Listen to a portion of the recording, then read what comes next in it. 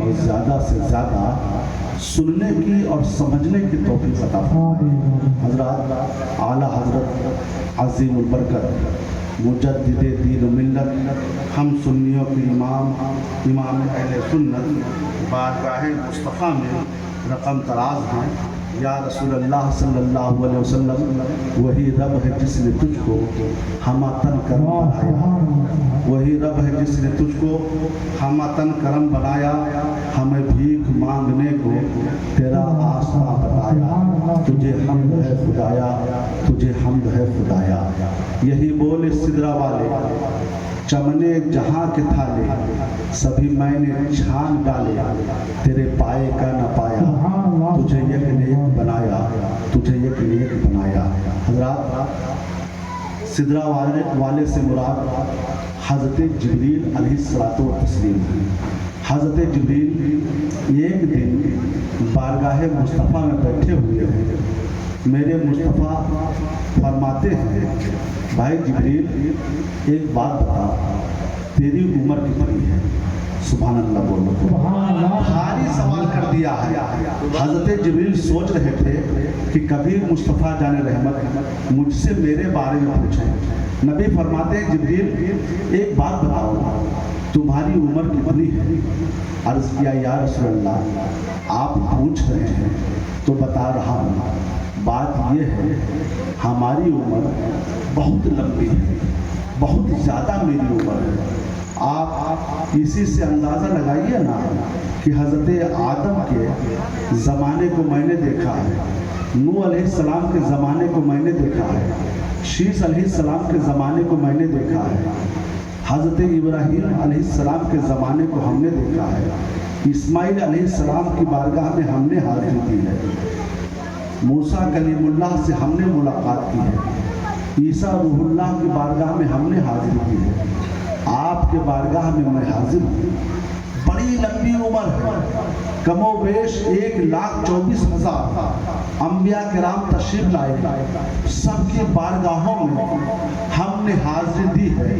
اسی سے اندازہ لگا لیجئے کہ میری عمر کتنی لمبی ہے۔ مصطفیٰ جان رحمت مسکراتے ہیں، فرماتے بھائی کہ مجھے بتا، کچھ اندازہ ہوگا نا؟ عرض کرتے، یا رسول اللہ صلی اللہ علیہ وسلم، چوتھے حجاب میں، آسمان میں چوتھے حجاب میں ایک تارا چمکتا تھا۔ 70,000 سال کے بعد ایک تارا چمکتا تھا، 70,000 سال کے بعد اس تارے کو میں نے 72 مرتبہ دیکھا۔ ایک تارا 70,000 برس کے بعد چمکتا تھا، اس تارے کو میں نے 72,000 دفعہ دیکھا ہے۔ اس سے میری عمر کا اندازہ لگا لیجیے۔ حضرات، جبریل خوش تھے کہ میں اپنی لمبی عمر کا تذکرہ کر رہا ہوں، اتنی عمر کس کی ہوگی؟ مصطفیٰ جائے رحمت مسکراتے ہیں اور فرماتے، جبریل ایک بات بتا، اگر اس تارے کو اب تو دیکھے تو پہچان لے گا؟ اگر اس تارے کو اب تو دیکھے تو پہچان لے گا؟ عرض کرتے، یا رسول اللہ کئی دنوں سے خیال آ رہا تھا، مگر آپ نے پوچھا ہے تو بتا رہا ہوں۔ بات یہ ہے، جیسے آپ کی پیشانی چمکتی ہے ایسے وہ تارا چمکتا تھا، جیسے آپ کی پیشانی چمکتی ہے ایسے وہ تارا چمکتا تھا۔ مصطفیٰ جائے رحمت ارشاد فرماتے ہیں، وَعِزَّتُ رَبِّی أَنَا ذَلِكَ الْكَوْكَبُ، اے جبریل پروردگار عالم کی قسم میں ہی وہ تارا تھا۔ اے جبریل پروردگار عالم کی قسم میں ہی وہ تارا تھا۔ جبریل محو حیرت سوچ میں پڑ جاتے ہیں، یا اللہ ہم تو بڑی لمبی عمر کا تذکرہ کر رہے تھے، یہ تو مجھ سے زیادہ عمر والے ہیں۔ 70,000 72,000 دفعہ میں نے ان کو دیکھا ہے، تو یہی تارے ہیں جب تو اب عرض کرتے ہیں، سوال کرتے ہیں، یا رسول اللہ صلی اللہ علیہ وسلم 70,000 سال کے بعد آپ چمکتے تھے، 70,000 سال تک کہاں رہتے تھے؟ حضرات، مصطفیٰ نے جواب دیا، وہ جواب بتاؤں گا، مگر اس سے پہلے ایک اعتراض سنا۔ ایک جماعت نکلی ہے لمبی ڈانڈیاں والی، तबलीगी जमात वो कहती है उम्मती नबी से इबादत में बढ़ सकते हैं। माज़ कहिए माज़। मैंने बताया था कि सहाबी 1 रुपया खर्च कर दे, तुम पूरी दुनिया की दौलत खर्च कर दो, तब भी सहाबी से नेकी में नहीं बढ़ सकते हो। और फिर नबी का मामला कितना अजीम है। लेकिन इनको गुमराह करने का ढंग देखो, ये कहते हैं उम्मती नबी से इबादत में बढ़ सकते हैं। और दलील क्या देते हैं? दलील ये देते हैं कि देखो सरकार की उम्र 63 साल, बज़ाहिर 63 साल है ना, सरकार की उम्र 63 साल, कोई उम्मती हो जो 10 साल का हो तब से नमाज पढ़ने लगे, 90 साल का हो जाए तब वो मरे तो उसकी 80 साल की इबादत हो जाएगी, 80 साल की। और नबी 63 साल के, तो 63 साल में चलो जिस दिन पैदा हुए उसी दिन से नमाज पढ़ रहे हैं, तब भी तो 63 ही बन रहा है। तो 63 और 80 ज्यादा होता है।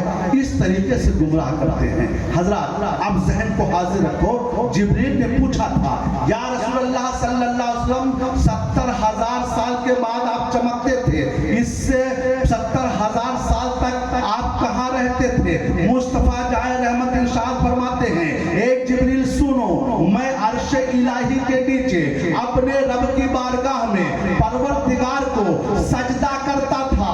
मेरा एक सजदा 70,000 साल का होता था। जब मैं सजदे से सर को उठाता था मेरी पेशानी चमकती थी, उसे तुम तारा समझ बैठे।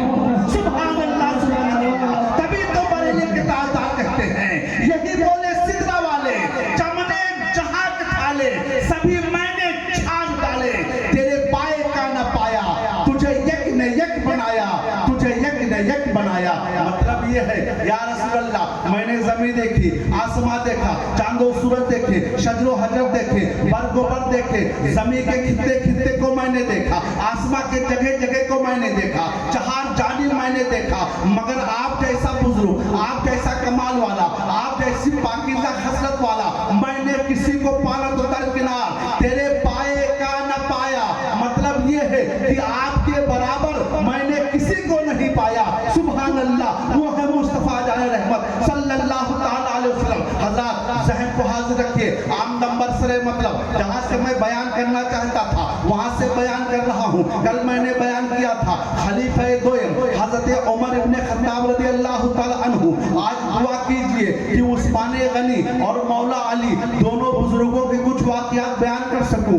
वक्त कम है, बात ज़्यादा है, सब बयान करके जाना इंशाअल्लाह ताला, और इन्हीं कम दिनों में बयान करना है, तो आप दुआ कीजिए। हजरत ज़हन को हाजिर रखो, हजरत आदम से लेकर के मेरे नबी सल्लल्लाहु अलैहि वसल्लम तक तमाम अंबिया किराम 1,24,000 कमोबेश नबी तशरीफ लाए हैं। अल्लाह ने उन्हें बेटा भी दिया है, उन्हें बेटी भी दी है। जब बेटा और बेटी नबियों के हुए हैं तो उनकी शादी भी कहीं हुई है। अगर किसी नबी की बेटी है तो उसकी शादी कहीं से कहीं हुई है, अगर किसी नबी का बेटा है तो उसकी शादी भी कहीं ना कहीं हुई है। मगर तारीख पढ़ लो, हजरत आदम से लेकर के मेरे मुस्तफा तक, ईसा अलैहिस्सलातु व तस्लीम तक जितने भी नबी आए हैं, जितने भी रसूल आए हैं, उनकी जितनी भी बेटियां रही हैं, मगर एक आदमी के साथ एक ही बेटी का निकाह किया है, एक ही बेटी का निकाह किया है। ऐसा नहीं हुआ है कि किसी नबी की 2 बेटी हो तो दोनों बेटी का निकाह एक आदमी के साथ किया हो, नहीं नहीं, ऐसा नहीं हुआ है। मगर कुर्बान जाओ उस्मान ज़ुन्नुरैन पर, कुर्बान जाओ उस्मान गनी पर, कुर्बान जाओ मुस्तफा के तीसरे खलीफा पर, कुर्बान जाओ हजरत उस्मान गनी पर। ये उस्मान गनी वो है जो रसूलुल्लाह सल्लल्लाहु अलैहि वसल्लम के दामाद हैं, दामाद। आपकी बेटी, हुजूर की बेटी हजरत रुकैया रज़ी अल्लाह ताला अन्हा, इनका निकाह हजरत उस्मान गनी से हो जाता है। जंगे बदर के मौके पर हजरत रुकैया की तबीयत खराब होती है, मुसलमान जंगे बदर में जाते हैं, 313 मुसलमान जिहाद करने के लिए जाते हैं। उस्मान गनी को मुस्तफा जारे रहमत सल्लल्लाहु अलैहि वसल्लम मदीना शरीफ में रोक देते हैं, ए उस्मान गनी तुम यहीं पर रहो, मेरी बेटी की तीमारदारी करो, मेरी बेटी की देख रेख करो, मेरी बेटी का दवा इलाज कराओ। सुनो, तुम्हें वही सवाब मिलेगा जो बदर में मुजाहिदों को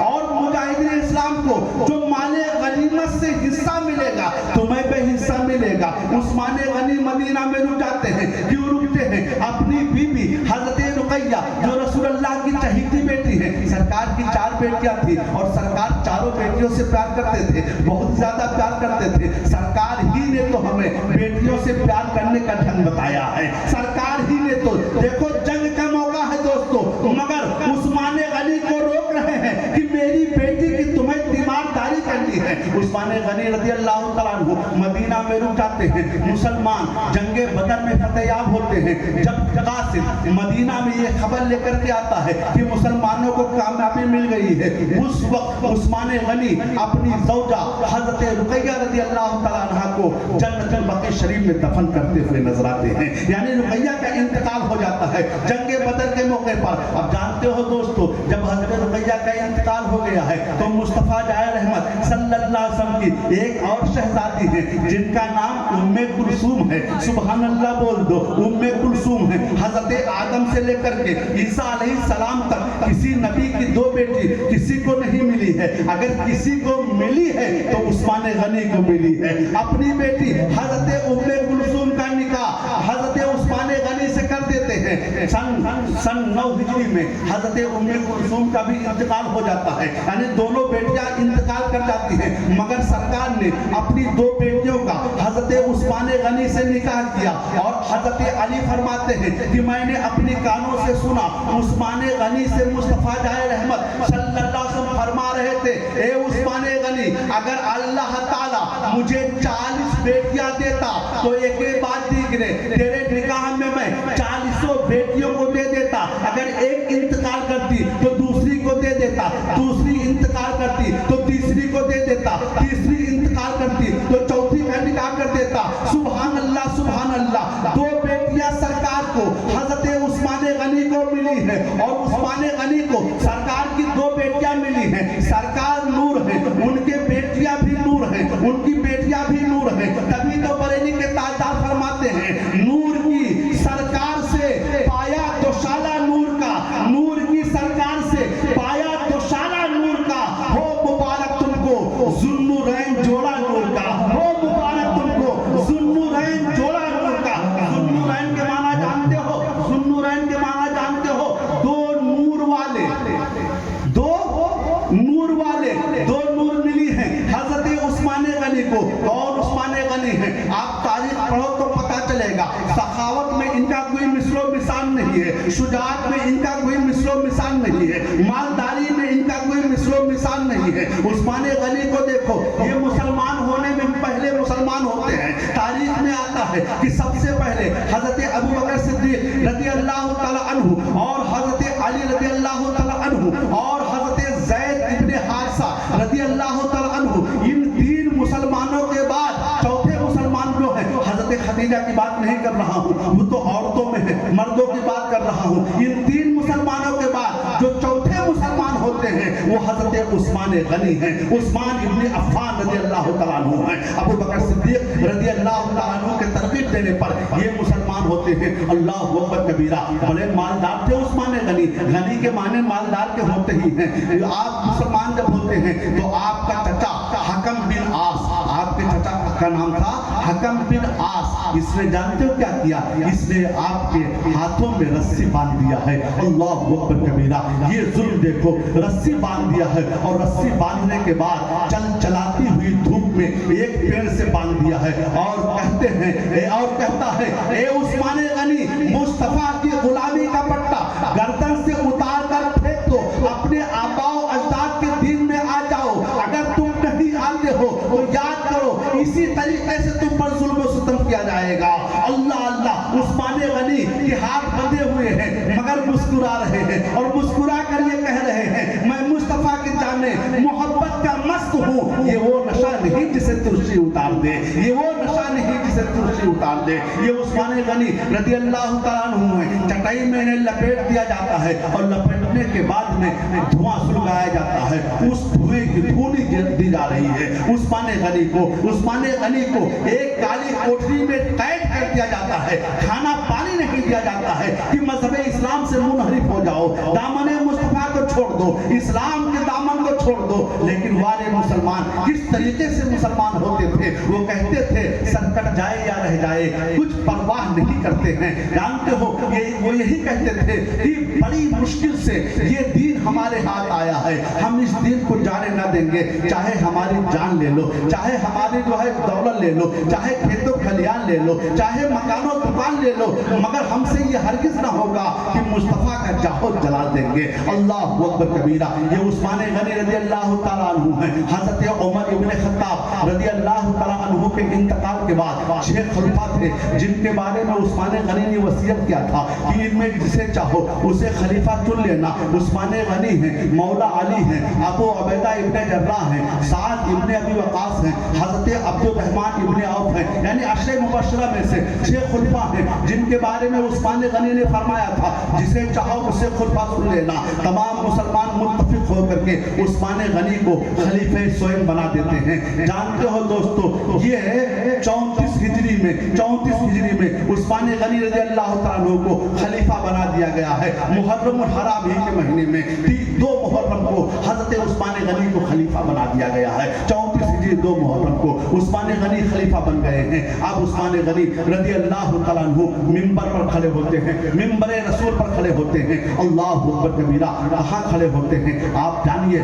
مسجد میں 3 محراب 3 منبر ہوتے ہیں، ایک نیچے والا زینہ، ایک اس کے اوپر زینہ، ایک اس سب سے اوپر زینہ، 3 زینہ ہوتے ہیں منبر میں۔ آپ نے دیکھا ہوگا اگر نماز پڑھنے جاتے ہوں گے، اگر نہیں جاتے ہیں تو جا کر کے دیکھ لیجئے گا، مسجد میں 3 زینہ ہوتے ہیں۔ سرکار دو عالم صلی اللہ علیہ وسلم جب خطبہ دیتے تھے تو اوپر والے پہ کھڑے ہو کر خطبہ دیتے تھے۔ ابو بکر صدیق نے جب خطبہ دینا شروع کیا تو بیچ والے پہ خطبہ دینا شروع کیا۔ عمر ابن خطاب نے جب خطبہ دینا شروع کیا تو نیچے والے پر خطبہ دینا شروع کیا۔ مگر عثمان غنی رضی اللہ تعالیٰ عنہ نے جب خطبہ دینا چاہا تو اوپر والے پر جس پہ رسول اللہ صلی اللہ علیہ وسلم خطبہ دیتے تھے اس پر چڑھ کر کے خطبہ دے رہے ہیں۔ لوگوں نے پوچھا اے عثمان غنی تم نے جو ہے اوپر والے زینے پر کھڑے ہو کر خطبہ دیا ہے، جبکہ ابو بکر نے دوسرے پر دیا ہے، عمر ابن خطاب نے پہلے پر دیا ہے۔ عثمان غنی ایک ایمان افروز جواب دیتے ہیں۔ جواب سماعت کیجئے۔ عثمان غنی فرماتے ہیں اگر میں نیچے والے پر خطبہ دیتا تو لوگ مجھے عمر ابن خطاب کے برابر سمجھ لیتے، لوگ مجھے عمر ابن خطاب کے برابر سمجھ لیتے۔ اگر میں بیچ والے پر خطبہ دیتا تو لوگ مجھے ابو بکر صدیق کے برابر سمجھ لیتے، جبکہ یہ شیخین ہیں، ان کے برابر ہم نہیں ہیں۔ ہم نے اوپر والے پر اس لیے خطبہ دیا ہے کہ کسی کا ذہن وہاں پہنچ ہی نہ سکے کہ ہم نے نبی کی برابری کی ہے۔ اوپر والے پر خطبہ اس لیے دیا ہے تاکہ سب جان جائیں کہ عثمان غنی نہ ابو بکر کے برابر ہیں نہ عمر ابن خطاب کے برابر ہیں، اور اوپر والے پر جو میں نے خطبہ دیا ہے جس پہ نبی دیا کرتے تھے تو نبی کی برابری کون کر سکتا ہے؟ وہ تو امام الانبیاء ہے، ذہن وہاں جاتا ہی نہیں ہے۔ سبحان اللہ۔ پہلا خطبہ عثمان غنی دیتے ہیں اے مسلمانوں، میں اس خاندان سے تعلق رکھتا ہوں جس میں کوئی خطیب پیدا نہیں ہوا ہے، کوئی مقرر پیدا نہیں ہوا ہے۔ پہلی بات گھوڑے پر سوار ہونا بڑا مشکل کام ہے، زندگی نے وفا کی تو پھر خطبہ دیں گے۔ ابھی اتنا کہتے ہیں آنکھوں میں آنسو آ جاتا ہے، نیچے اتر آتے ہیں۔ حضرات یہ اسلام کے مجاہد حضرت عثمان غنی کا پہلا خطبہ ہے، خطبہ دیتے ہیں۔ پھر عثمان غنی نے باغ دور کو سنبھالا ہے حکومت کی۔ اللہ اکبر کبیرہ۔ 12 سال 6 مہینہ کر کے آپ نے حکومت کے کام کو انجام دیا ہے۔ آپ کے دور میں مقام ربی فتح ہوا ہے، خراسان بھی فتح ہوا ہے، بڑی اچھی فتح ہوئی آپ کے زمانے میں۔ حضرت عمر ابن خطاب رضی اللہ تعالیٰ عنہ سے زیادہ مقبول یہ 6 سال تک کے رہے ہیں، مگر 6 سال کے بعد اختلافات پیدا ہونے لگے ہیں، اختلافات پیدا ہونے لگے ہیں۔ لیکن عثمان غنی کو دیکھو، ان کے کرامتوں کو دیکھو، ان کے جو ہے تصورات کو دیکھو اور ان کے جو ہے صدقات کو دیکھو، ایمان تازہ ہو جائے گا۔ جیسے عشرہ کے موقع پر ایک دن مصطفیٰ جان رحمت صلی اللہ تعالیٰ علیہ وسلم فرماتے ہیں اے لوگو لاؤ مال کی قربانی پیش کرو، 1000 اونٹ کی ضرورت ہے جو ماں ساز و سامان کے ہو، 1000 اونٹ جو ماں کجاوے کے ہو۔ کجاوہ آپ سمجھتے ہیں یعنی ایک اونٹ ہو، اس کے ساتھ جو ہے اس کے ساتھ تلوار بھی ہو، اس کے ساتھ ڈھال بھی ہو، اس کے ساتھ تیر بھی ہو، اس کے ساتھ کمان بھی ہو، ماں ساز و سامان کے ساتھ 1000 اونٹوں کی ضرورت ہے، لاؤ اللہ کے راستے میں قربانی کرو۔ آج ہم سے جب چندہ مانگنے والے آتے ہیں تو ہم بغلے جھانکنے لگتے ہیں، ہم کہتے ہیں یار ہمارے پاس اتنا کہاں ہے، ہمارے پاس اتنا کہاں ہے۔ مگر دوستو دیکھو، حضرت عثمان غنی اس محفل میں بیٹھے ہوئے ہیں، اپنے گھر جاتے ہیں، اپنے آستین میں 1000 دینار بھر کر کے لاتے ہیں۔ 1000 دینار، دینار جانتے ہو سونے کے سکے کو کہتے ہیں، ایک سکہ 4.5 ماشا کا ہوتا ہے۔ 1000 دینار جوپا کے آستین میں بھر کر کے لاتے ہیں، نبی پاک کے گود میں ڈال دیتے ہیں۔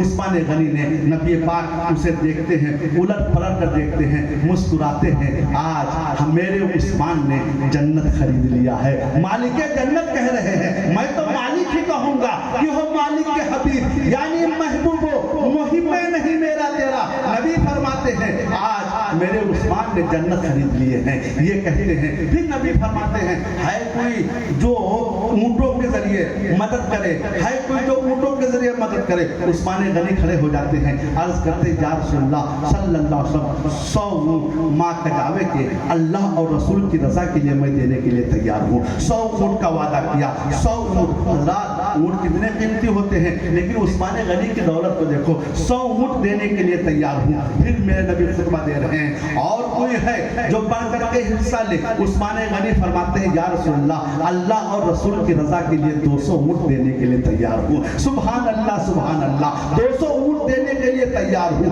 پھر نبی خطبہ دیتے ہیں، ہے کوئی جو بڑھ چڑھ کر کے حصہ لے؟ عثمان غنی پھر کھڑے ہو جاتے ہیں، یا رسول اللہ 300 اونٹ ماں ساز و سامان کے دینے کے لیے تیار ہوں۔ تاریخ میں آتا ہے کہ عثمان غنی کے پاس کل 800 اونٹ تھے، کل 800 اونٹ تھے۔ جیسے اسرا آپ سمجھتے ہیں تنگی کا لشکر، اتنی قحط سالی پڑی تھی اس وقت مدینہ میں کہ صحابہ کرام پتہ کھا کھا کر کے اپنی زندگی گزار رہے تھے۔ حضرات ہم تک تو اسلام بڑی آسانی سے پہنچا ہے، ہم تو اللہ کا شکر ہے کہ ہم روزانہ کھانا کھاتے ہیں اور دن بھر میں 2-3 مرتبہ کھاتے ہیں، کبھی کبھی 4 مرتبہ بھی کھا لیتے ہیں، یہ تو اللہ کا شکر ہے۔ مگر صحابہ کرام نے ہم تک اسلام پہنچایا ہے، کتنی صحبتیں جھیلی ہیں، کتنی مصیبتیں جھیلی ہیں، اتنی تنگی ہے مدینہ میں کہ مسلمان پیڑ کے پتوں کو کھا کھا کر کے زندگی گزار رہے ہیں۔ اس دور میں عثمان غنی کہہ رہے ہیں یا رسول اللہ 500 اونٹ ماں ساز و سامان کے دینے کو تیار ہوں۔ سبحان اللہ سبحان اللہ۔ نبی پھر فرماتے ہیں عثمان غنی کے پاس ٹوٹل 800 اونٹ ہیں، لیکن جب نبی نے پھر کہا تو عثمان غنی کہتے یا رسول اللہ 1000 اونٹ دینے کے لیے میں تیار ہوں۔ سبحان اللہ۔ سوچئے میرے بھائی، ایمانداری سے سوچئے، غور کرنے کا مقام ہے۔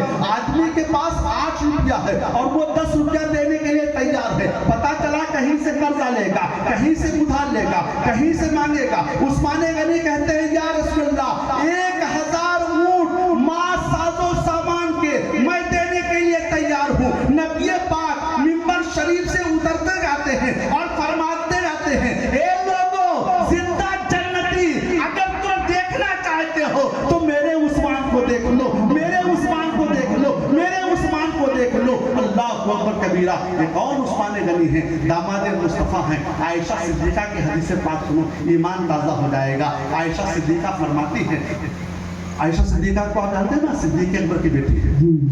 میرے سرکار کو ایک بیٹی صدیق اکبر کی ملی جن کا نام حضرت عائشہ صدیقہ ہے، اور ایک بیٹی عمر فاروق اعظم کی ملی، ایک بیٹی حضرت عمر ابن خطاب رضی اللہ تعالیٰ عنہ کی ملی، اور ایک بیٹی ابو سفیان کی ملی۔ ابو سفیان کو آپ جانتے ہیں، حضرت امیر معاویہ۔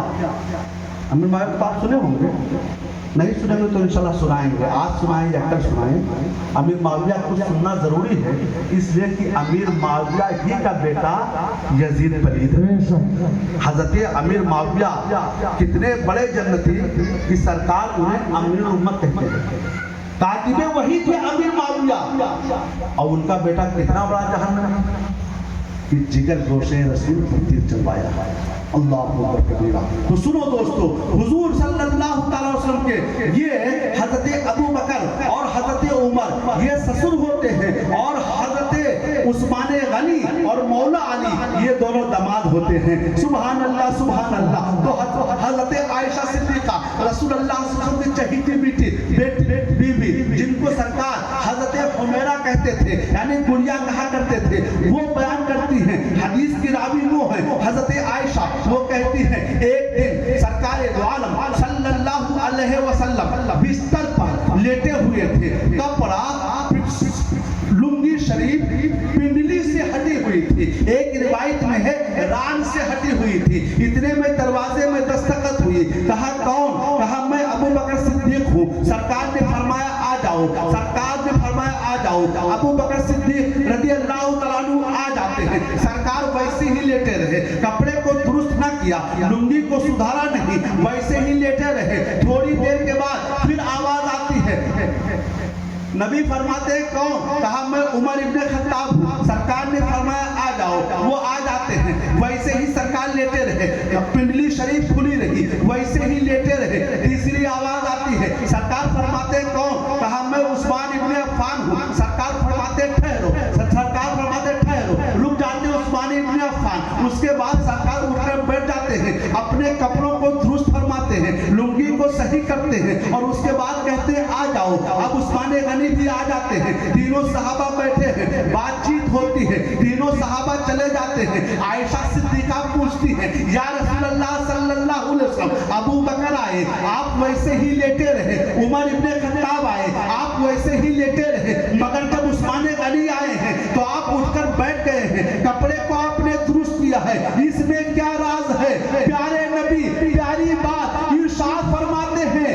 اے عائشہ کیا میں اس سے حیا نہ کروں جس سے فرشتے حیا کرتے ہیں، جس سے فرشتے حیا کرتے ہیں؟ میرا عثمان وہ ہے جس سے فرشتے حیا فرمایا کرتے ہیں، سبحان اللہ سبحان اللہ، یہ ہے حضرت عثمان ابن عفان کہ فرشتے ان سے حیا کرتے ہیں، فرشتے ان کی بارگاہ میں ادب سے کھڑے ہوتے ہیں، یہ عثمان ابن عفان ہیں رضی اللہ تعالیٰ عنہ۔ اور سنو میرے بھائی، ایک دن سرکار دو عالم صلی اللہ علیہ وسلم فتنوں کے بارے میں بیان کر رہے تھے، یہ فتنہ ہوگا، اتنے میں حضرت عثمان غنی اپنے سر کو کپڑے سے ڈھکے ہوئے تشریف لاتے ہیں، سرکار فرماتے ہیں اس فتنے میں یہ آدمی حق پر ہوگا اسے جنت کی بشارت دے دو، یہ حق پر ہوگا اسے جنت کی بشارت دے دو۔ ایک صحابہ رسول اٹھتے ہیں، عثمان غنی کو پکڑتے ہیں، یا رسول اللہ صلی اللہ علیہ وسلم یہی آدمی حق پر ہوگا؟ ہاں ہاں یہی آدمی حق پر ہوگا، اللہ اکبر کبیرہ، عثمان غنی ہیں، یہ جو آپ کی شہادت کا واقعہ ہے اس کے بارے میں بتا رہے تھے سرکار کہ یہ حق پہ ہوگا۔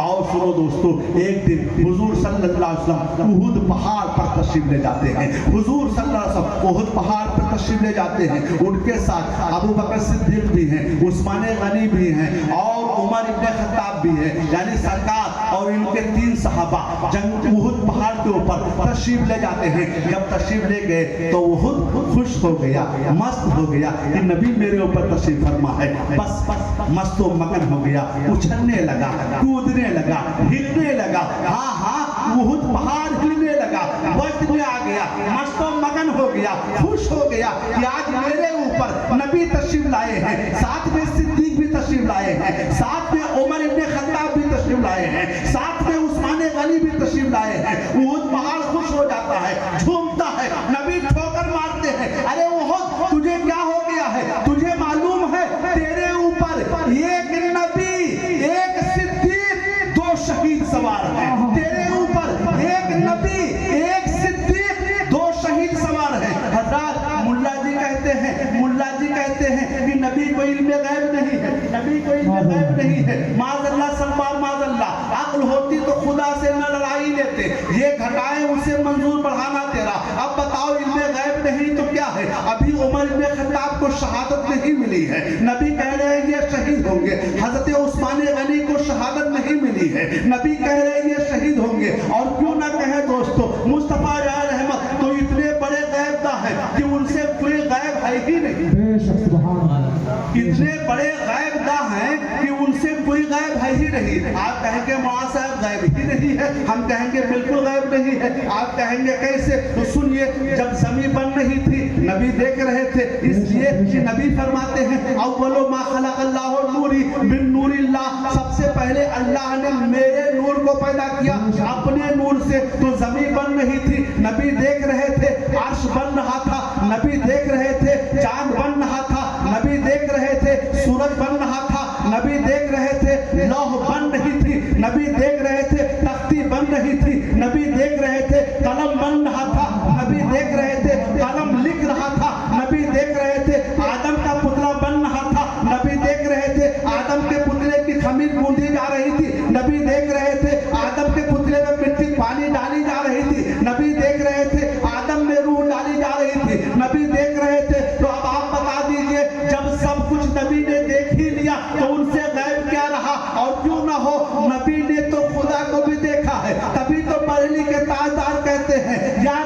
اللہ اور کوئی غائب کیا تم سے نہا ہو بھلا اور کوئی غائب کیا تم سے نہا ہو بھلا جب نہ خدا ہی چھپا تم پہ کروڑوں درود جب نہ نعرہ رسالت جشن امام حسین حضرت علامہ مولانا مفتی قدیم القادری صاحب کی بلا حضرت علامہ مولانا مفتی قدیم القادری صاحب کی بلا نعرہ تکبیر نعرہ رسالت سبحان اللہ واہ سبحان اللہ اللہ سلامت رکھے حافظ ارسلان صاحب کو انہوں نے سانس لینے کا موقع دے دیا نعرہ تکبیر نعرہ رسالت مسلک اعلی حضرت فیضان اعلی حضرت بستی بستی قریہ قریہ اچہرا کا سنی مسلمان اچہرا کا سنی مسلمان جشن امام حسین ذکر شہدائے کربلا مفتی کلیم القادری صاحب کی بنا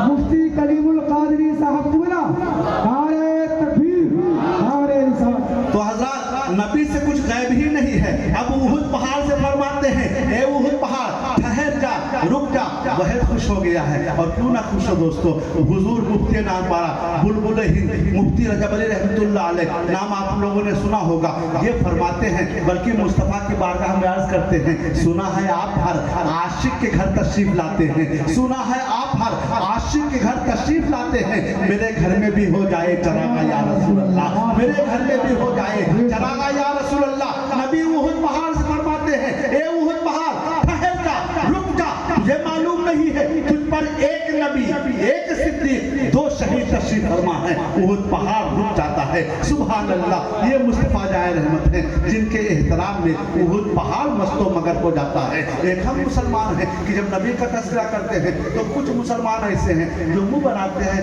یار یہ کیا ہے یہ ہم نے کہیں نہیں سنا ایسا کیسے ہو سکتا ہے اے میرے بھائی مصطفیٰ جانتے ہو کیا ہے بادس خدا بزرگ تو ہی قصہ مختصر خدا کے بعد کائنات میں سب سے افضل والا سب سے برتر والا سب سے بزرگ میرے مصطفیٰ ہیں حضرت عثمان غنی کی بات ہو رہی ہے میرے بھائی عثمان غنی رضی اللہ تعالیٰ عنہ کے بارے میں نبی نے فرمایا ہے کہ یہ شہید ہے تو عثمان غنی کو تو معلوم ہو گیا کہ بھینس کے تھن سے نکلا ہوا دودھ تھن کے اندر واپس جا سکتا ہے مگر میرے نبی کا فرمان غلط نہیں ہو سکتا ہے نبی نے جو کہہ دیا ہو کر کے رہے گا حضرت عمر ابن خطاب تو شہید ہو گئے ہیں عثمان غنی اپنی شہادت کا انتظار کر رہے ہیں شہادت کا انتظار کر رہے ہیں حضرات یہ تاریخ آپ کو بیان کروں گا لیکن عثمان غنی کی سخاوت کو دیکھو اللہ اکبر کبیرہ مصطفیٰ جائے رحمت صلی اللہ علیہ وسلم کی جب دعوت دیتے تھے عثمان غنی یہ سبحان اللہ سوچو غور کرو میرے بھائی ایمان تازہ ہو جائے گا جب سرکار کی دعوت لیتے تھے اور سرکار مسجد نبوی سے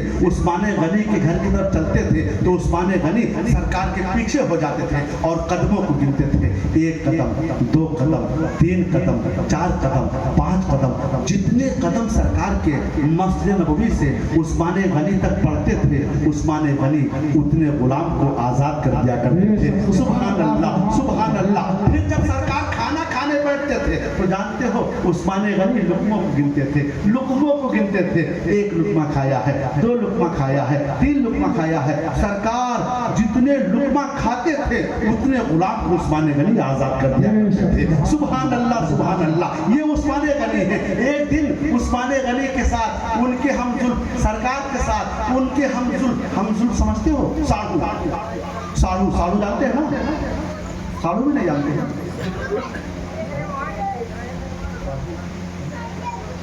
مطلب تمہاری بیوی کے بہن کا شوہر ہاں سمجھ گئے ٹھیک ارے ہاں بھائی ہمارے وہاں کی بولی اور یہاں کی بولی کچھ اور ہے ایک دن حضرت علی رضی اللہ تعالیٰ عنہ جو عثمان غنی کے ساڈو یہ رسول اللہ صلی اللہ علیہ وسلم کے ساتھ عثمان غنی کے گھر دعوت میں چلے جاتے ہیں عثمان غنی کے گھر دعوت میں اور کیوں جاتے ہیں مصطفیٰ کی یہ عادت کہ جب ان سے کوئی دعوت کہتا تھا تو جتنے لوگ بیٹھے ہوتے تھے سب سے سرکار کہہ دیتے تھے چلو تمہاری دعوت ہے چلو تمہاری دعوت ہے عثمان غنی رضی اللہ تعالیٰ عنہ کے گھر حضرت علی جاتے ہیں عثمان غنی قدم گن رہے ہیں अली देख रहे हैं, उस्मान गनी गुलाम आज़ाद कर रहे हैं, अली देख रहे हैं।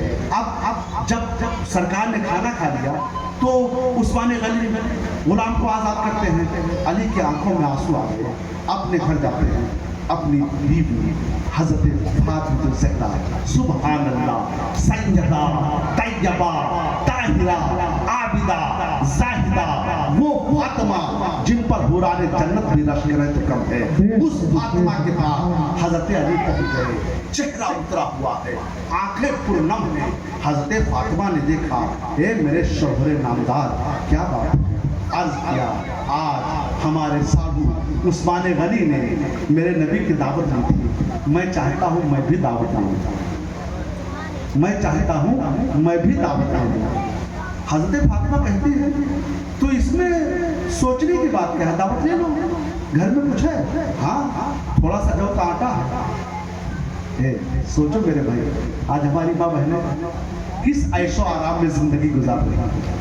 वो फातिमा जो जन्नत की औरतों की सरदारा है, उनके घर का खाना देखा, थोड़ा आटा है, थोड़ा सा सालन।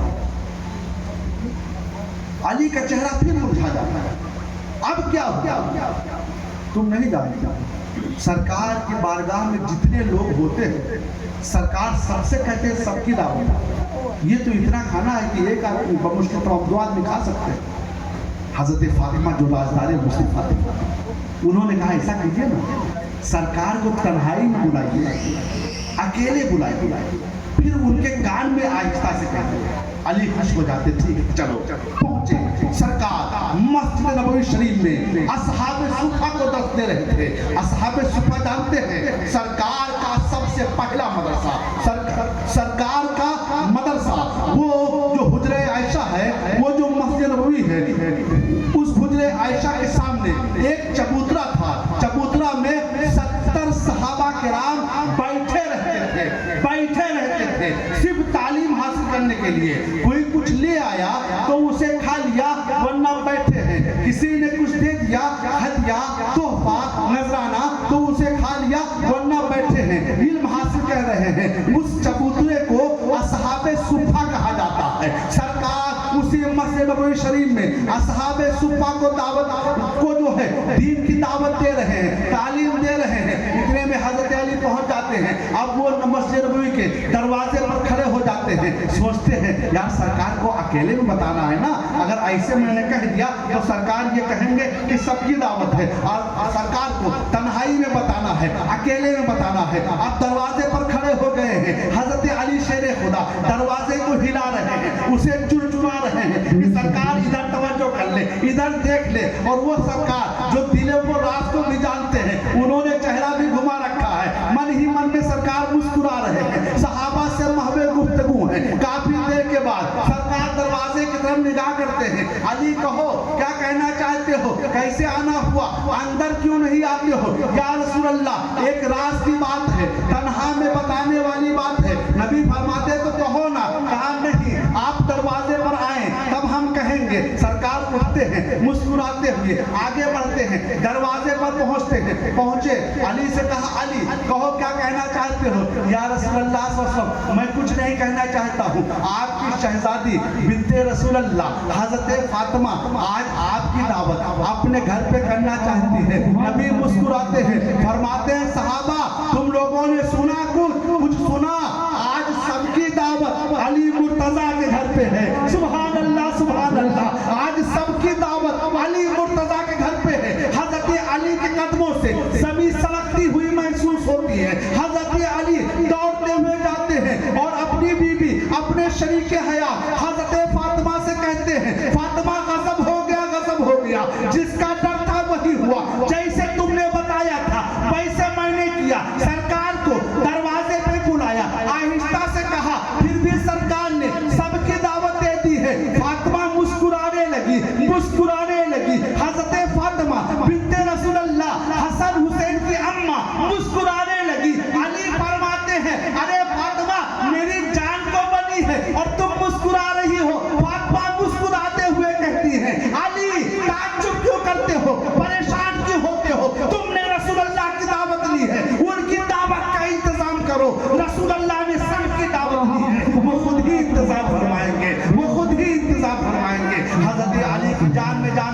کھانا تیار ہو گیا ہے. نبی نے فرمایا تھا علی ایک بات سن لیجئے گا, آٹا گون کر کے رکھیے گا, میری بیٹی سے کہنا آٹا گون کر کے رکھے, جب ہم پہنچیں گے تب روٹی بنے گی, سالن تیار کر لینا. حضرت فاطمہ نے سالن تیار کر لیا ہے, آٹا گون کر کے رکھا ہے کہ میرے ابا حضور آئیں گے, گرم گرم روٹی انہیں کھلاؤں گی. یہ سوچ کر کے فاطمہ بیٹھی ہے کہ حضور صلی اللہ علیہ وسلم 70 صحابہ کے ساتھ حضرت علی کے گھر تشریف لے آتے ہیں. صحابہ کو بیٹھک میں بٹھایا گیا ہے. نبی سیدھے پہنچ جاتے ہیں وہاں جہاں کھانا بن رہا تھا, جہاں حضرت فاطمہ آٹا گون کر بیٹھی انتظار کر رہی تھی. نبی نے آٹے کو کھولا, اس میں لعاب دہن شریف ڈال دیا, سبحان اللہ سبحان اللہ, تھوک شریف ڈال دیا, اور اس کے بعد میں ڈیگچی کو کھولا, اس میں بھی تھوک شریف ڈال دیا. حضرت علی سے فرماتے ہیں علی جاؤ تم 10 صحابہ کو بٹھاؤ, میں اپنے ہاتھ سے کھانا نکال رہا ہوں, بیٹی فاطمہ تم روٹی بناؤ. حضرات مصطفیٰ جان رحمت صلی اللہ علیہ وسلم کھانا نکالے,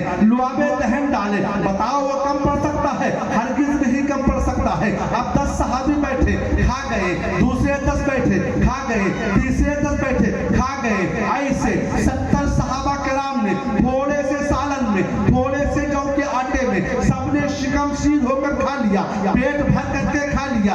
اب حضرت علی نبی کی بارگاہ میں حاضر ہے, یا رسول اللہ صلی اللہ علیہ وسلم اب آپ بھی کھانا تناول فرما لیجئے, آپ بھی کھا لیجئے. صحابہ کھا چکے ہیں. نبی فرماتے ہیں ٹھیک ہے دسترخوان لگاؤ. دسترخوان پر نبی بیٹھ جاتے ہیں اور کھانا شروع کر دیتے ہیں. حضرت علی سامنے کھڑے ہیں, آنکھوں سے ٹپ ٹپ آنسو گرنے لگے. حضرت فاطمہ نے دیکھا, جلدی سے بلایا علی ادھر آؤ, علی ادھر آؤ, علی ادھر آؤ. کیا ہو گیا ہے؟ محبوب خدا تمہارے گھر دعوت کھا رہے ہیں, رسول اللہ تمہارے گھر دعوت کھا رہے ہیں اور تم آنکھوں سے آنسو گرا رہے ہو. یہ تو خوشی کا موقع ہے, یہ غم کا موقع نہیں ہے. حضرت علی کی درد بھری آواز نکلتی ہے, اے بنت رسول اللہ, بات یہ نہیں ہے, ہم نے اپنے ساڑھوں کو دیکھا ہے کہ وہ لقمہ گنتے تھے, ایک لقمہ کے بدلے میں ایک غلام کو آزاد کر دیا کرتے تھے. آج میرے پاس دولت نہیں ہے, میرے پاس غلام نہیں ہے, میرے پاس مال و زر نہیں ہے. میں تو چاہتا ہوں کہ کونین کی دولت کو مصطفیٰ پر مار دوں,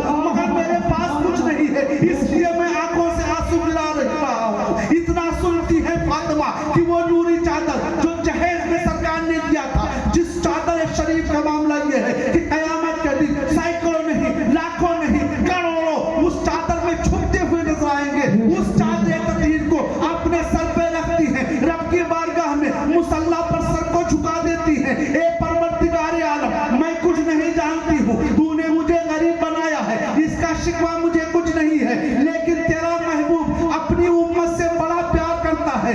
آج میرے گھر دعوت کھانے کے لیے آیا ہے, تو ہی کرم فرما دے. اللہ اکبر کبیرہ. ابھی حضرت فاطمہ سجدے میں دعا کر رہی تھی کہ جبریل علیہ السلام فاطمہ کے گھر آ جاتے ہیں, مصطفیٰ کی بارگاہ میں آ جاتے ہیں, عرض کرتے ہیں یا رسول اللہ چھوٹے چھوٹے لقمہ کھائیے, آہستہ آہستہ کھائیے, آہستہ آہستہ کھائیے, اور چھوٹے چھوٹے لقمہ کھائیے, زیادہ کھائیے, دیر تک کھائیے. نبی فرماتے ہیں بھائی جبریل کیا بات ہے, آج تم مجھے یہ نصیحت کر رہے ہو؟ عرض کرتے ہیں یا رسول اللہ یہ تو آپ کی بیٹی کا کمال ہے, یہ تو آپ کی بیٹی کا کمال ہے. کہا کیا بات ہے؟ کہا سنو, آپ کی بیٹی نے دعا مانگی ہے, اللہ نے فرمایا ہے جاؤ میرے محبوب سے کہہ دو کہ ایک لقمہ کے بدلے میں اس کے 1000 جہنمی امتی کو جنتی بنا دوں گا, 2 لقمہ کے بدلے میں 2000 جہنمیوں کو جنت میں بھیج دوں گا. اللہ اکبر کبیرہ. یہ ہے حضرت فاطمہ کی دعوت کہ رسول اللہ صلی اللہ علیہ وسلم کھانا کھا رہے ہیں,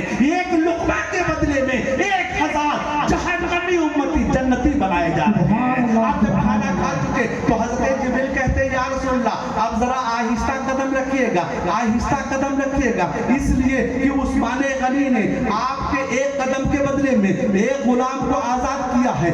آج حضرت علی اور فاطمہ کے گھر کے دعوت کے توسل سے اللہ تعالیٰ آپ کے ایک قدم کے بدلے میں 1000 آپ کے امتی جہنمی امتی کو جنتی بنائے گا. آہستہ قدم رکھیے گا. سبحان اللہ سبحان اللہ. تو حضرات میں بیان کر رہا تھا حضرت عثمان ابن عفان کے بارے میں, یہ تو بات ضمن آ گئی حضرت علی اور فاطمہ کی, وہ میں نے بیان کر دیا. انشاءاللہ تعالیٰ کل انہی بزرگوں کی حضرت होगी। आओ देखो उस्मान गनी रज़ी अल्लाह तआला अन्हु को देखो, इनकी सखावत को देखो कि एक साइल दौरे सिद्दीकी में अबू बकर सिद्दीक रज़ी अल्लाह तआला अन्हु के खिलाफत के ज़माने में एक साइल मुल्क शाम से चल कर के आता है, हज़रत अबू बकर से मुलाकात करता है। ए अबू बकर सिद्दीक, आप अमीर भी हैं और अमीर भी हैं। अबू बकर सिद्दीक का दरवाज़ा बड़ा शानदार लगा हुआ था, गेट आपका जो मेन गेट था वो बड़ा शानदार लगा हुआ था।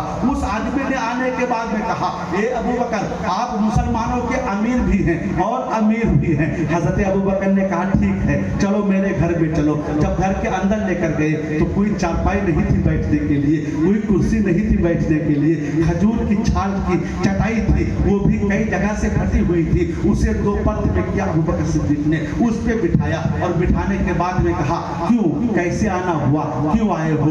उस आदमी ने कहा, ये अमीरुल मोमिनीन, मैं मुल्क शाम का रहने वाला हूँ, मैं एक मुसलमान हूँ, काफ़ी कर्जा मुझ पर हो गया है, कर्जे में डूब गया हूँ, इसलिए आपकी बारगाह में आया हूँ कि कुछ दे दीजिए ताकि मैं अपना कर्जा उतार सकूँ। हज़रत अबू बकर ने फरमाया, कितना कर्जा हो? उसने कहा 3000 दिरहम कर्जा है। कहा, अच्छा ठीक है, तुमने मेरी हालात को देख लिया, मेरे घर को देख लिया, एक आदमी का पता बताता हूँ, उसके पास चले जाओ, वो तुम्हारी मदद कर देगा। कहा, कौन आदमी है? कहा, उसका नाम उस्मान इब्ने अफ़्फ़ान है, दामादे मुस्तफ़ा है, उस्मान गनी है, उनके दरवाजे पर चले जाओ, वो तुम्हारी मदद कर देंगे। कहा, आपका नाम ले लूंगा कि अबू बकर ने भेजा है? कहा, नहीं, नाम लेने की जरूरत ही नहीं है। कहा, ये बता दूंगा कि मुसलमान हूँ। कहा, बिल्कुल, ये तो बता सकते हो कि मुसलमान हो। कहा, ठीक है, अब ये वहाँ से चलते हैं उस्मान गनी के पास, और उस्मान गनी अपने घर में अपने बच्चों को डांट रहे हैं। क्यों डांट रहे हैं? ए, तुम लोगों को क्या हो गया है? दूध के साथ शहद मिलाकर पीते हो, तुम दूध के साथ शहद मिलाकर पीते हो, खौफे खुदा करो, ये माल जाए कर रहे हो, शहद भी मीठा है, दूध भी मीठा है, तुम जो है दूध और शहद मिलाकर पीते हो, एक चीज पिया करो। अपने बच्चों को डांट रहे हैं। वो आदमी जो साइल बनकर के आया था, वो जो मांगने के लिए आया था, वो कह रहा है, जब ये अपने बच्चे को दूध और शहद खाने के बारे में डांट रहे हैं तो मेरी मदद क्या करेंगे? दरवाजे पर खड़ा है, अस्सलाम वालेकुम की सदा बुलंद करता है। हज़रत उस्मान गनी थोड़ी देर बाद बाहर निकलते हैं। उसने फिर कहा, अस्सलाम वालेकुम। उस्मान गनी फरमाते हैं, वालेकुम अस्सलाम। हाँ भाई, ताखीर से आया हूँ, थोड़ी माफी चाहता हूँ। पहला जुमला उस्मान गनी, एक दो मिनट बाद निकले, बच्चों को डांट रहे थे, थोड़ी ताखीर से आया हूँ, माफी चाहता हूँ। अल्लाह अकबर कबीरा। ये आलम है उस्मान गनी का, मदीने में सबसे मालदार है, और ये माफी मांग रहे हैं कि थोड़ी देर हो गई है, माफी चाहता हूँ। एक हम हैं कि हमारे दरवाजे पर चंदा मांगने वाले आते हैं, सफीर आते हैं, तो हम अपने छोटे बच्चों से कहते हैं, जाओ करो नहीं। बेशक सही बात है। ज़्यादा देर तो नहीं हो गया मेरे भाई? नहीं, ज़्यादा अभी कहा, 1 घंटा नहीं हुआ है। दुरूशी पढ़िए। अल्लाह रब्बी मोहम्मद सल्लल्लाहु अलैहि वसल्लम और मोहम्मद सल्लल्लाहु अलैहि वसल्लम सलातन तबका भी कहा तो हज़रत बात समझ में आ रही है? और बोलो, थके तो नहीं हो? अगर थकोगे तब भी बोलेंगे, इसलिए कि हम बोलने के लिए आए हैं। हम चाहते हैं कि आपको वो बातें बता कर जाएं कि ना 1 साल तो 1 महीना तक तो याद किए जाएंगे। इतनी दूर से चल के आया हूँ मेरे भाई, तकरीबन 800 किलोमीटर दूर। ज़हन को हाजिर रखो। उस्मान गनी मुझसे कहते हैं, ताखीर की माफी चाहते हैं। आज हमारी तबीयत खराब है। उस्मान गनी उसे घर में ले गए, बिठाया, और बिठाने के बाद सबसे पहले जो चीज पेश की, अभी ये नहीं पूछा कैसे आना हुआ, क्यों आए हो, ये नहीं पूछा। सबसे पहले जो चीज पेश की, वो दूध में शहद डालकर शरबत पेश किया। सुभान अल्लाह, सुभान अल्लाह। अपने बच्चों को डांट रहे हैं और मेहमान की ज़ियाफत किस तरीके से कर रहे हैं। दूध में शहद डाल करके ये शरबत पेश किया है। उसने पिया और सोचा, क्या ये कैसा आदमी है, अपने बच्चों को डांट रहा है और हमें खिला पिला रहा है। उसको पी ही रहे थे। जानते जानते हो बेहतरीन नफीस हलवा बना करके लाए उस्मान गनी रजी अल्लाह तआला अन्हु, जो खजूर का हलवा था उसे खिलाया। जब उसने खा लिया, शरबत को पी लिया, पानी पी लिया, तो उस्मान गनी फरमाते हैं कहिए कैसे आना हुआ, आपके आने का मकसद क्या है, आप क्यों आए हैं? उसने कहा मैं मुल्क शाम का रहने वाला हूँ, मालदार था मगर कुछ ऐसा जमाना आया, कुछ ऐसा दौर आया कि मैं कर्जे में डूब गया हूँ। अब हम पर ज़कात लेना भी हो गया है, फितरा लेना भी हमारे लिए जायज़ हो गया है, कर्जे में डूब गया हूँ। कहा बस इतनी सी बात, कहा इतनी सी बात। आपने अपने गुलाम को आवाज़ दिया, ए गुलाम ले आओ ऊँट को ले आओ, ऊँट को ले आओ। हजरात उनका गुलाम एक ऊँट लेकर आता है जिस ऊँट के ऊपर तमाम साजो सामान, खाने के सामान, पहनने के सामान, पीने के सामान तमाम मौजूद हैं और उसमें 6000 दिरहम भी मौजूद हैं। सुभान अल्लाह, 3000 दिरहम वो कर्जे में था, 3000 दिरहम का कर्जा था मगर 6000 दिरहम मौजूद है, उसे दे दिया। कहा ये ले जाओ तेरा भला हो जाएगा। हुजूर मैं काफी कर्जा हूँ। अरे भाई कितना कर्जा है? अरे हुजूर मैं 3000 दिरहम कर्जा हूँ। हजरत उस्मान गनी फरमाते हैं यार सब्र से काम ले, इसमें 6000 मैंने रख दिया है, 3000 तू कर्जा पाट देना, 3000 अपनी जरूरत के लिए रख लेना। सुभान अल्लाह सुभान अल्लाह। इसमें ये कपड़े हैं जो तेरे बीवी बच्चों के लिए कपड़े हैं, तेरे लिए कपड़े हैं, इसमें ये खाने पीने का सामान है, ये तेरे बीवी बच्चों का सामान है, ये तेरे खाने का सामान है। हुजूर फिर ये ऊँट में कैसे वापस करूंगा?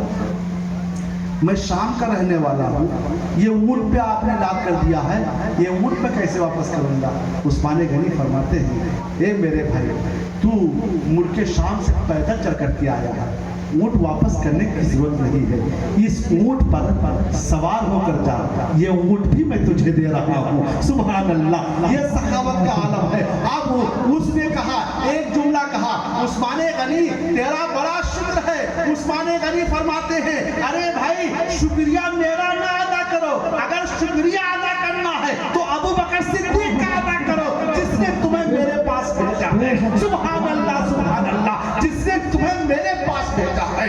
ये है फरासत मोमिन। नबी के गैब पर एतराज करते हैं, उस्मान गनी के गैब को देखो कि अबू बकर ने भेजा है, बताया नहीं उस्मान गनी को, लेकिन उस्मान गनी फरमा रहे हैं अगर शुक्रिया अदा करना है तुम्हें तो तुम जो है वो अबू बकर का अदा करो कि उन्होंने तुम्हें भेजा है। वो आदमी चले जाते हैं। हज़रात ये है उस्मान गनी रज़ी अल्लाह तआला अन्हु मदीना शरीफ में उमूर खिलाफत के काम को अंजाम दे रहे हैं। मिस्र में अब्दुल्ला इब्न सरा को गवर्नर मुकर्रर किया है। अब्दुल्ला इब्न सरा, जहन में हाजिर रखिएगा, अब्दुल्ला इब्न सरा को मिस्र का गवर्नर मुकर्रर किया है। अब्दुल्ला इब्न सरा मिस्र में जुल्म व सितम करता है, मुसलमानों पर जुल्म कर रहा है। मुसलमान शिकायत लेकर के मदीना शरीफ उस्मान गनी रज़ी अल्लाह तआला अन्हु के पास पहुंचते हैं।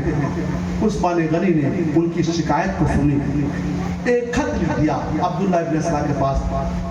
ए अब्दुल्ला इब्न सरा, तुम्हें मैंने इसलिए वहाँ का काजी मुकर्रर नहीं किया है कि मुसलमानों पर जुल्म करो, रसूलुल्लाह के सहाबा पर जुल्म करो। सुनो, सही सालिम रहना हो तो ठीक है, वरना तुम्हें मैं माजूर कर दूंगा।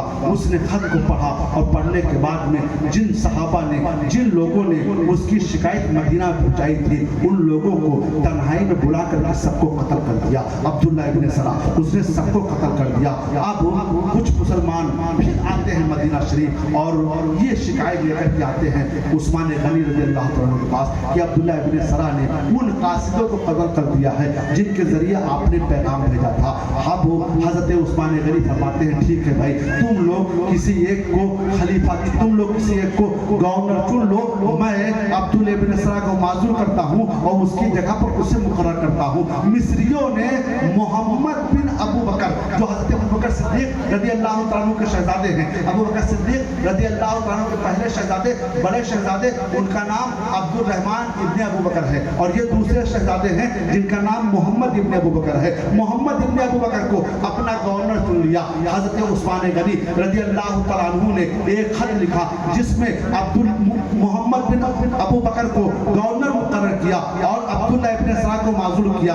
वो खत लेकर के मोहम्मद इब्ने अबू बकर और उनके साथ 700 मुसलमान चलते हैं, जो मिस्र से शिकायत लेकर आए थे वो भी, और कुछ लोग मदीना के लिए भी चल देते हैं। अब ये लोग जा रहे हैं, तीसरी मंजिल पर पहुंचे थे कि एक गुलाम ऊँटनी पर सवार तेज रफ्तारी के साथ भागता भागता हुआ नजर आता है, दौड़ता हुआ, छुपता छुपाता हुआ अपनी ऊँटनी को बढ़ा रहा है। मुसलमानों ने यानी मोहम्मद इब्न अबू बकर ने और उनके साथियों ने उस गुलाम को पकड़ लिया। पकड़ने के बाद कहा, तू कौन है और इतनी तेजी से कहाँ जा रहा है? किसी का गुलाम लगता है तू भागा हुआ है। उसने कहा, हम उस्मान इब्न अफ़्फ़ान के गुलाम हैं। अच्छा, तू वहाँ से भागा है? भागा नहीं हूँ, बल्कि मिस्र जा रहा हूँ। जब उसकी तलाशी ली गई तो उसके खुश्क मुश्किल में एक खत निकलता है। खत का मजमून ये था कि मोहम्मद इब्न अबू बकर और उनके साथी जितने लोग आ रहे हैं इन सबको कत्ल कर देना, और तुम अब्दुल्ला इब्न सरा तुम गवर्नर रहना जब तक कि दूसरी तहरीर ना जाए। खत को जब पढ़ा,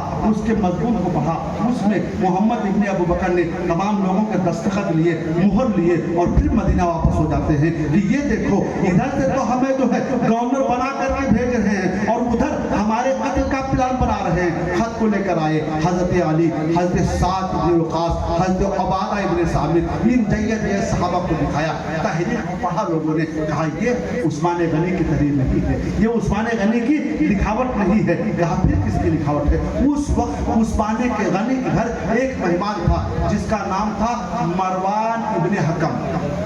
ये मरवान इब्न हकम इतना बड़ा जालिम है दोस्तों, इसकी तारीख अगर मैं आपको बताऊं मुख्तसर लफ्ज़ों में सुनो कि जब ये पैदा हुआ, जब ये मरवान पैदा हुआ तो इसका बाप हकम नबी के बारगाह में हाजिर हुआ और फरमाया, कुछ खजूर या छुहारा चबा कर दे दीजिए ताकि आपका जूठा सबसे पहले मेरा बेटा खा ले। मेरे मुस्ताफा फरमाते हैं, मैं उसे नहीं दूंगा, वो लोमड़ी का बेटा है, लोमड़ी ही रहेगा। वो लोमड़ी का बेटा है, लोमड़ी ही रहेगा। ये मरवान इब्न हकम है, मुसलमान था मगर बड़ा जालिम मुसलमान था। मरवान इब्न हकम वो हजरत उस्मान गनी रज़ियल्लाहु ताला अन्हु के घर मेहमान था। ये सहाबा किराम पहुंचते हैं और पहुंचने के बाद उस्मान गनी से कहा, ए आपने ये कासिद भेजा, ये कासिद आपका है? कहा हाँ ये कासिद मेरा है। आपने इसे भेजा है? कहा नहीं मैंने नहीं भेजा है। खत खोल कर दिखाया, ये खत आपका है, आपने इसे लिखा है या लिखवाया है? उस्मान गनी खत को पढ़ते हैं, फरमाते हैं कसम खुदा की न मैंने खत को लिखा है, न मैंने किसी से लिखवाया है, और न मैं जानता हूँ कि ये गुलाम कब लेकर गया और किसने इसको भेजा। अब उन सहाबा किराम ने कहा, ठीक है मरवान इब्न हकम को मेरे हवाले कर दो, हम उससे पूछ लेंगे। मरवान इब्न हकम को मेरे हवाले कर दो, ये उसकी तहरीर से मिलती जुलती तहरीर है, उसी ने इसको लिखा होगा। उस्मान गनी ने सोचा कि यार तहरीर एक दूसरे के मुशाबे होती है और मरवान इब्न हकम को अगर इनको इन लोगों के हवाले कर दूंगा तो उसे वो मार डालेंगे। लिहाजा उस्मान गनी ने कहा कि भाई देखिए उस पर शक कर रहे हो और शक यकीन के मंजिल में नहीं पहुंचता है, लिहाजा हम उसको तुम्हारे हवाले ना करेंगे।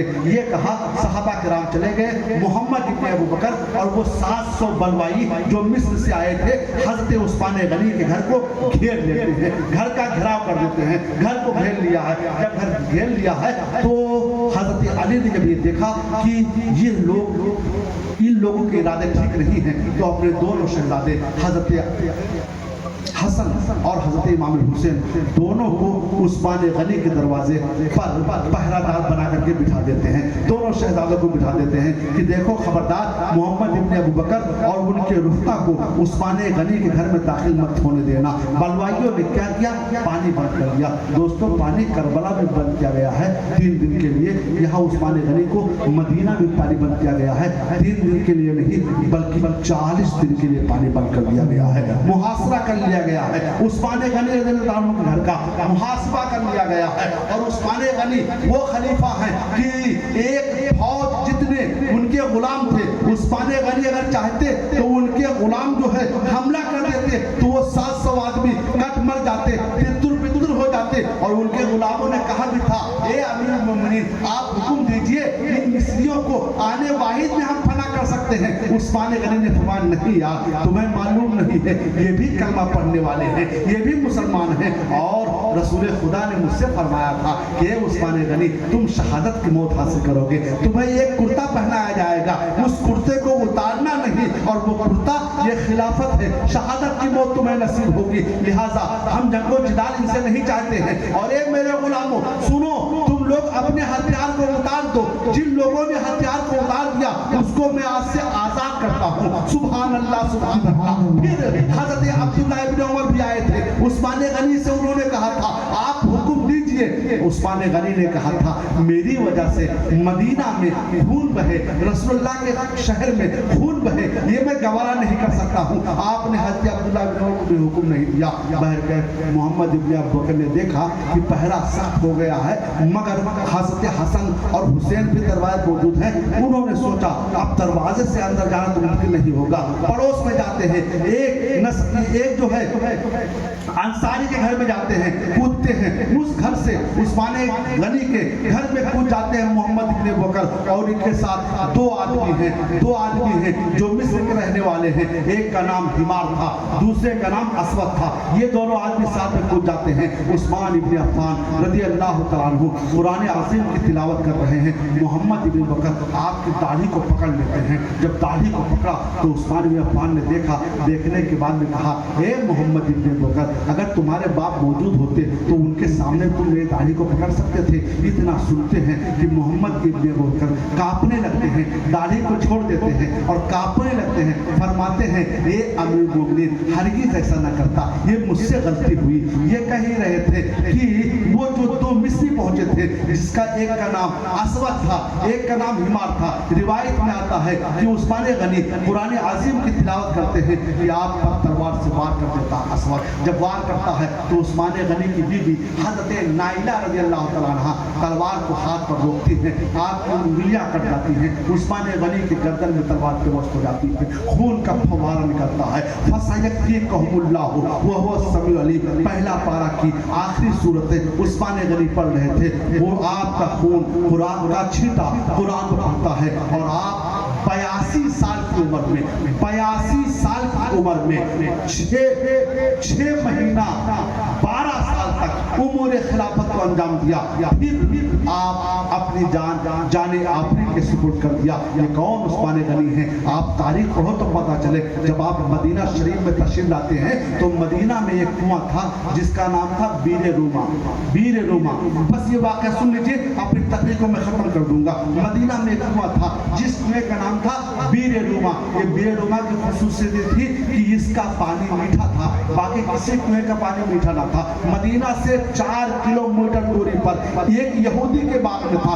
यहूदी पानी बेचता था, मुसलमानों को बड़ी दिक्कत हो रही थी। एक दिन रसूल खुदा सल्लल्लाहु अलैहि वसल्लम फरमाते हैं क्या ही अच्छा होता अगर बीर रूमा को खरीद लिया जाता। इतना ही फरमाते हैं, उस्मान गनी से ये नहीं कहते हैं कि तुम खरीदो, नहीं, बल्कि नबी फरमाते हैं क्या ही अच्छा होता अगर बीर रूमा को खरीद लिया जाता। हज़रत उस्मान गनी बीर रूमा के मालिक के पास, यहूदी के पास पहुंच जाते हैं और फरमाते हैं भाई यहूदी ये कुआं मुझसे बेच दे। उसने कहा नहीं भाई, इसी में मेरी आमदनी है, हम रोजाना पानी बेचते हैं, कुआं नहीं बेचेंगे। कहा तू कुआं बेच, कीमत तू जो चाह उतनी दे देंगे, जितनी तू कीमत चाहता है उतनी कीमत हम तुझे दे देंगे, बस कुआं तू बेच दे। उसने कहा ऐसा है, आप मुंह मांगी कीमत देंगे? हाँ मुंह मांगी कीमत दूंगा। 700-800 का कुआं था, मगर वो यहूदी कहता है मैं 3000 लूंगा, मगर एक शर्त है। कहा कौन सी शर्त है? कहा शर्त ये है कि कुआं पूरा ना बेचूंगा, एक दिन आप इस्तेमाल करेंगे, दूसरा दिन मैं इस्तेमाल करूंगा। कुआं ऐसे बेचूंगा कि एक दिन आप पानी भरेंगे, दूसरे दिन हम पानी भरेंगे। उस्मान गनी मंजूर कर लेते हैं। कहा कितने में? कहा 3000 में। उस्मान गनी कहते हैं बस इतनी ही कीमत। कहा क्या इससे ज्यादा कीमत है? उस्मान गनी फरमाते हैं सुन 40,000 दिरहम लेकर के आया था, लेकिन तू अपनी औकात की मकदार बोला है, चल तुझे 12,000 देता हूँ। सुभान अल्लाह, सुभान अल्लाह, 12,000 तुझे देता हूँ। हजार कौन है ऐसा तजारत करने वाला कि जो है एक ताजिर कह रहा है कि मैं 3000 लूंगा, 700 का है, 800 का है, वो कह रहा है मैं 3000 लूंगा। उस्मान गनी कह रहे तुझे 12,000 दूंगा। सुभान अल्लाह, 12,000 दे दिया। आधा कुआं के मालिक बन गए। नबी की बारगाह में हाजिर होते हैं, अर्ज करते हैं या रसूलुल्लाह सल्लल्लाहु अलैहि वसल्लम बीर रूमा को मैंने खरीद लिया है। नबी फरमाते हैं किसके लिए खरीद लिया है? अल्लाह के लिए खरीद लिया है, रसूल अल्लाह के लिए खरीद लिया है। उस बीर रूमा के पानी को सब लोग पी सकते हैं। या रसूल रसूल अल्लाह मैं इजाजत देता हूँ, मुसलमान तो मुसलमान हैं, काफिर भी अगर पानी पीना चाहे तो उस कुएं का पानी पी सकते हैं। सुभान अल्लाह सुभान अल्लाह। उस्मान गनी ने आधा कुआं खरीदा, जब आधा कुआं खरीदा तो मुसलमान शुरू से होशियार हुए हैं। मुसलमानों ने क्या काम किया, जिस दिन उस्मान गनी की बारी होती थी इतना पानी भर लेते थे कि आज भी काम दे दे कल भी काम दे दे, आज भी काम दे दे कल भी काम दे दे। अब यहूदी परेशान हो गया, उस्मान गनी के पास हाजिर हुआ और कहा ये उस्मान गनी ऐसा कीजिए ना, हमारे कुएं का पानी नहीं बिक रहा है, लिहाजा पूरा कुआं आप खरीद लीजिए, पूरा कुआं खरीद लीजिए। उस्मान गनी फरमाते हैं आप कितना मांगते हो? कहा 12,000 दे दो। कहा अच्छा अब मुझे जरूरत नहीं है, तो फिर कितना? 8,000 दूंगा। ठीक है 8,000 दे दो। उस्मान गनी ने 8,000 दे दिया और पूरा कुआं खरीद लिया। जब पूरा कुआं खरीद लेते हैं तो उस बीरे रूमा का नाम बीरे उस्मान गनी पड़ जाता है। क्या नाम पड़ा? बीरे उस्मान माने कुआं होता है, यानी उस्मान गनी का कुआं। सुभान अल्लाह। पूरे कुएं को खरीद करके सब मुस्तफा जाए रहमत सल्लल्लाहु अलैहि वसल्लम की बारगाह में हाजिर होते हैं और अर्ज करते हैं या रसूल अल्लाह सल्लल्लाहु अलैहि वसल्लम पूरे कुएं को मैंने खरीद लिया है और अल्लाह और उसके रसूल के लिए उस कुएं को कयामत तक के मैं वक्फ कर रहा हूँ। सुभान अल्लाह। आज भी मदीना शरीफ में वो कुआं मौजूद है। इस फकीर ने अपनी आंखों से देखा भी है और उस कुएं का पानी भी पिया है। अल्लाह करे आप लोग भी देखें। और सुनो मेरे भाई, जन्नतुल बकी शरीफ नाम आपने सुना होगा, मदीने का कब्रिस्तान जन्नतुल बकी शरीफ। मेरे नबी सल्लल्लाहु अलैहि वसल्लम उधर से गुजरते हैं, ये यहूदी उस कब्रिस्तान का मालिक था। पहले कब्रिस्तान नहीं था, वो जमीन थी, वहां पर वो जानवरों को बांधता था। नबी ने देखा, देखने के बाद वापस आते हैं, उस्मान गनी से फरमाते हैं उस्मान गनी वो जमीन देख रहे हो ना, जाओ देख कर आओ, बड़ी अच्छी जमीन है, जाओ देख करके आओ, बड़ी अच्छी जमीन है। इतना ही कहा था, ये नहीं कहा था खरीद लो, जाओ देख करके आओ, बड़ी अच्छी जमीन है। यहूदी के पास उस्मान गनी पहुंचे और पहुंचने के बाद जो कहा भाई ये जमीन आप बेच रहे हो? उसने कहा बेच रहा हूँ। हजरत उस्मान गनी ने पूरा जन्नतुल बकी शरीफ को खरीद लिया और खरीद करके नबी की बारगाह में हाजिर आ गए। नबी फरमाते उस्मान गनी तुमने जमीन को देखा? या रसूल अल्लाह जमीन को देखा भी है, खरीद भी लिया है। किस लिए तुमने खरीद लिया है? अल्लाह के लिए खरीद लिया है, रसूल अल्लाह के लिए खरीद लिया है। जब आपने फरमाया है कि बड़ी अच्छी जमीन है तो मैंने कहा जब बड़ी अच्छी है तो उसे गैरों के पास क्यों रखा जाए, अपने पास ही रख लिया जाए। मैंने खरीद लिया है। हज़रात ये जो जन्नतुल बकी शरीफ है, जानते हो कैसा कब्रिस्तान है? रसूल खुदा फरमाते हैं जो जन्नतुल बकी शरीफ में दफन होगा क़यामत के दिन में उसकी शफाअत करेगा। खरीद करके उस्मान गनी पूरी जमीन को रसूलुल्लाह की बारगाह में मुसलमानों के कब्रिस्तान के लिए वक्फ कर देते हैं। मुस्तफा उस जगह का नाम जन्नतुल बकी शरीफ देते हैं। सुभान अल्लाह सुभान अल्लाह सुभान अल्लाह। मस्जिद नबवी की जमीन को अबू बकर सिद्दीक ने खरीदा है तो जन्नतुल बकी की जमीन को उस्मान गनी ने खरीदा है। बड़े सच्चे थे उस्मान गनी रज़ी अल्लाह तआला अन्हु। इंशाअल्लाह अज़ीज़ अगर कल मैक ने और हमारी जात ने साथ दिया तो हजरत मौला अली और हजरत फातिमा ज़हरा रज़ी अल्लाह तआला अन्हा की जात पर गुफ्तगू होगी। खड़े हो जाइए, नबी के बारगाह में सलाम पढ़िए।